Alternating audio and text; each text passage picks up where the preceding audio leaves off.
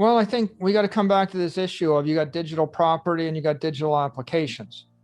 Okay. And so digital property is digital gold, buy $1 billion, hold it for 100 years.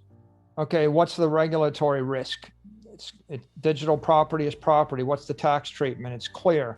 What about, does the CFTC or the SEC care about it? No, it's not. It's property.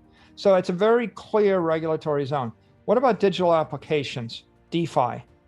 Well, what's a token? What's a security? What's money? What's a currency? So I think that if you're an institution and you're just looking for an institutional investment in the crypto space, you want to stay in an area like Bitcoin, which is a very well settled, least uncertain area of regulatory risk. If you go into the other areas, you're going to I have to opine on how will the SEC eventually view tokens and how will the Fed view Tether and stable coins. And I don't really want to express an opinion. The way I see it metaphorically is Bitcoin, if you own 100,000 Bitcoin, you own 100,000 blocks in cyber Manhattan, and it's just cyber granite. You're owning granite in cyberspace for 1,000 years. There are other people that are building buildings on those blocks. So, if Ethereum is a platform, or a smart chain type crypto is a platform, they're creating a building with the idea that people will put businesses in those buildings. And then you've got the applications, and those are the businesses. And my view is I'd rather own, all the land in Manhattan for 500 years. The building's good for 50 years. The business may be good for 5 years. The business is sexy. It's like the disco or the restaurant, or it's the insurance company or the whatever it is. They're sexy and interesting. And the building is beautiful. It's very cool. Look, I have a 100-story building, but I would just rather own the city block, the granite, because I think the granite will be there for 1,000 years. And I think you're going to, eventually the buildings in 1900 in New York got torn down and they had to replace them every 50 years. And how many businesses that were in New York City in 1900 are still functioning? So they're different propositions. It's like, are you on a 5-year time frame? Are you a venture capitalist? Are you more like a SoftBank? Are you a unicorn? Would you buy Uber or Airbnb? You have capital.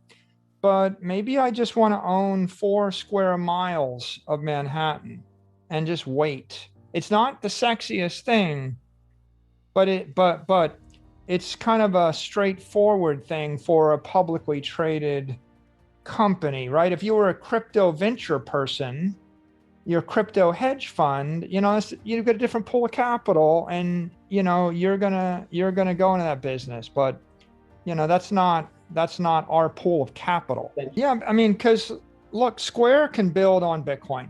Square Cash App is built on Bitcoin. Coinbase is built on Bitcoin. PayPal is built on Bitcoin.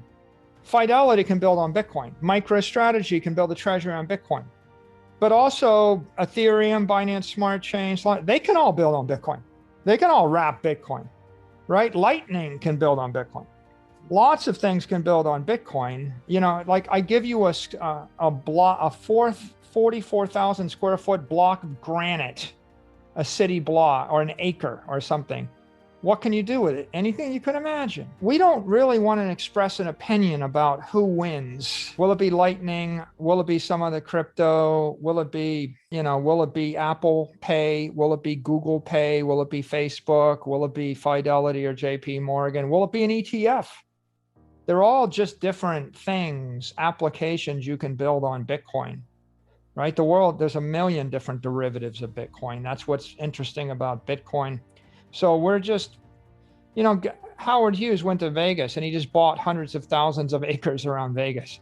They're still building houses on land that Howard Hughes bought in Vegas. But how many businesses and buildings have come and gone since Howard Hughes died in Vegas? So it's just a different investment philosophy, and everybody's got different pools of capital. So you just got to decide what's your time frequency and what's your risk tolerance and what's your pool of capital, and that's how you allocate. Well, I mean, I do think that Bitcoin will emerge as one of the basic monetary indexes of the 21st century. And it's demonetizing gold as property. It's demonetizing commercial real estate as property. It's demonetizing the S&P index, the Vanguard 500 as property. It's demonetizing people's homes as property. It's demonetizing savings accounts as property. And it's demonetizing bonds as property, you know, and so all of those are just places people put money to save it over long periods of time.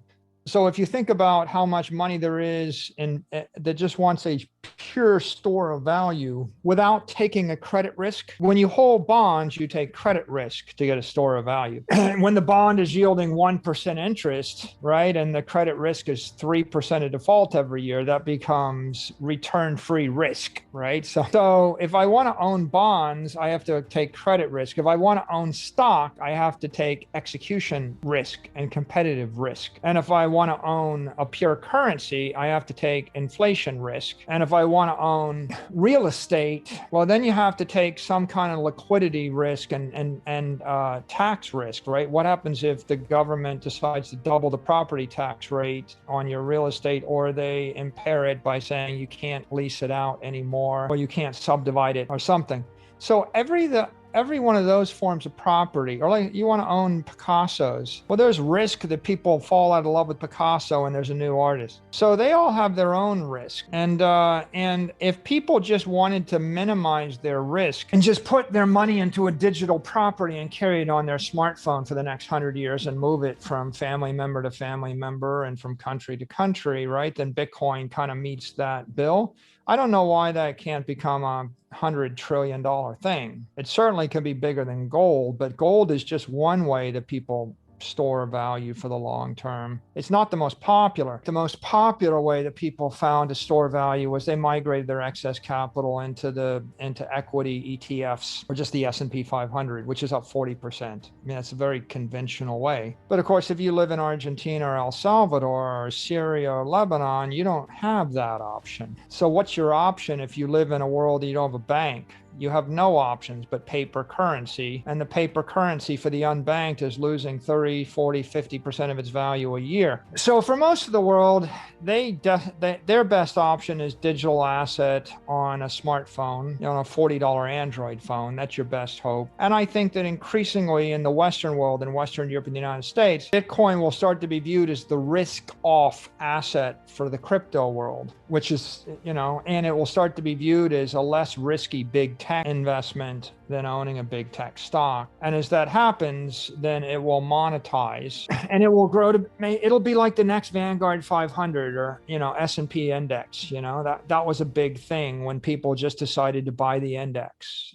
Yeah. A less risky global monetary index, 24/7, 365, puts companies into the S&P 500 and takes them out, right? So it's a index which is a bit controlled by people, and they kind of doctor it a little bit by putting and taking out things. And it's not really, there's no hope for someone in Beijing or in Pakistan or in Venezuela. You can't buy that. So that's how I see Bitcoin. I see it as massive upside as a monetary index over time.